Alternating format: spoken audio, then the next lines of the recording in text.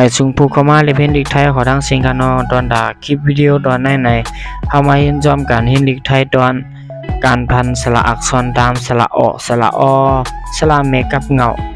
อในการเนาะอีเสอายักอและอีเสอาจำนะในค่ะการพันสระอักษรตามสระอสระอ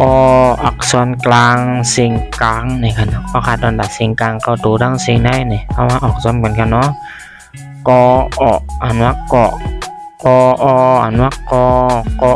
อ่านว่ากอไม่เอกเกาะกออ่านว่ากอไม่ทุกเกาะกออ่านว่ากอไม่ดลีเกาะ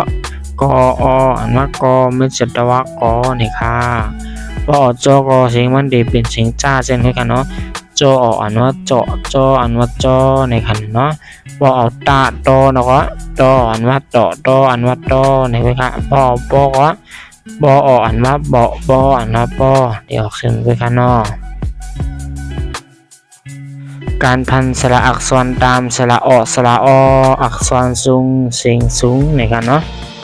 คออ่านว่าคออ่านว่าคอ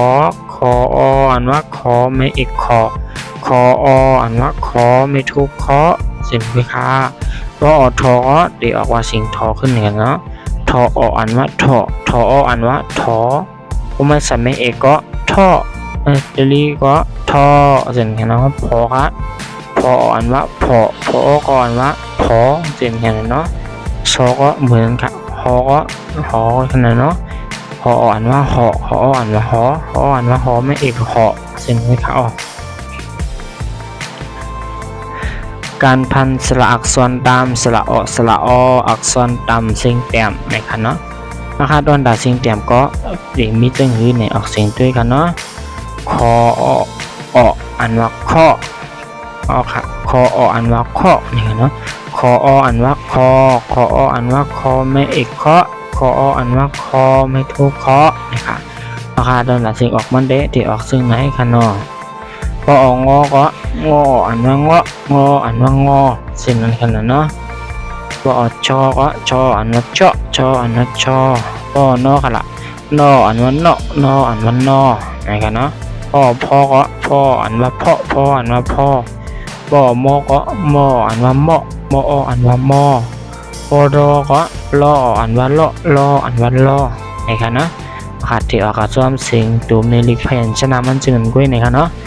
ค่ะสังเจอว่าจื่ออันเป็นไรโดยไม่ได้พยัญชนะมันเจนนั่นในก็บอกว่าเห็นขึ้นไรดีในตอนหมายหนึ่งนั่นในค่ะเนาะเอาค่ะอ่านเป็นพยัญชนะลิกไทย44ตัวนั่นในค่ะเนาะเอาค่ะตอนดักคลิปวิดีโอการเห็นสอนลิกไทยได้ตอนในได้ก็ตีย้อนขึ้นไปดีในค่ะเนาะ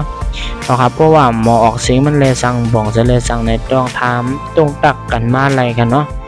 เอาค่ะใหม่สูงดังเสียงค่ะ